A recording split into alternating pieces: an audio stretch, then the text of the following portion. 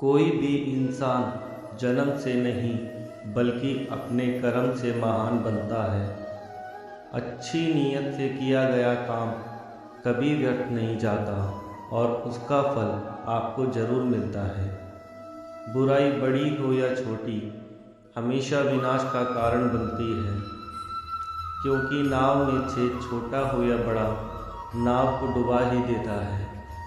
जो होने वाला है वो होकर ही रहता है और जो नहीं होने वाला वह कभी नहीं होता। ऐसा निश्चय जिनकी बुद्धि में होता है उन्हें चिंता कभी नहीं सताती।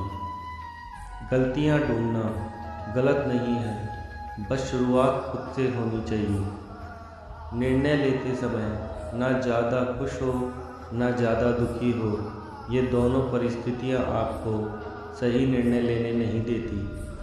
सत्य कभी दावा नहीं करता कि मैं सत्य हूँ, लेकिन झूठ हमेशा दावा करता है कि मैं ही सत्य हूँ।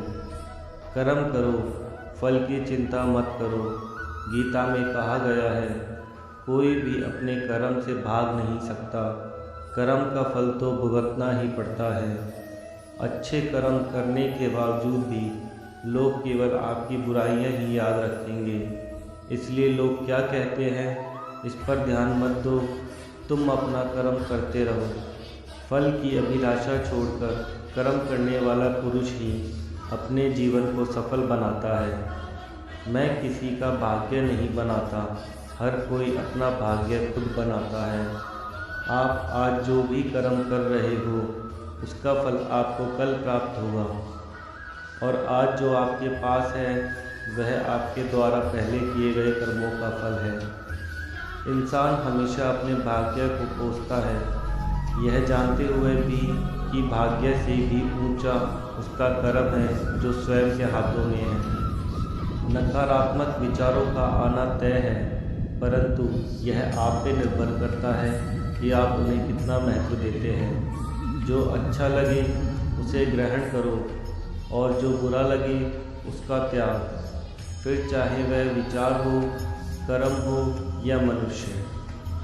मैं भूत, वर्तमान और भविष्य के सभी प्राणियों को जानता हूँ, किंतु वास्तविकता में मुझे कोई नहीं जानता। जब भविष्य धुंधला पड़ने लग जाता है तब आपको अपने वर्तमान में ध्यान केंद्रित करने की आवश्यकता है।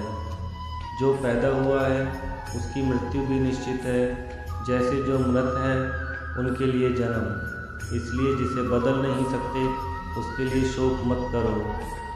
मनुष्य अपने विश्वास से निर्मित होता है, जैसा वो विश्वास करता है वैसा वो बन जाता है। आत्मज्ञान की तलवार से अपने हृदय से आंगन के संदेह को काट कर अलग कर दो। उठो, अनुशासित रहो। जिस मनुष्य के पास सब्र की ताकत है उस मनुष्य की ताकत का कोई मुकाबला नहीं कर सकता।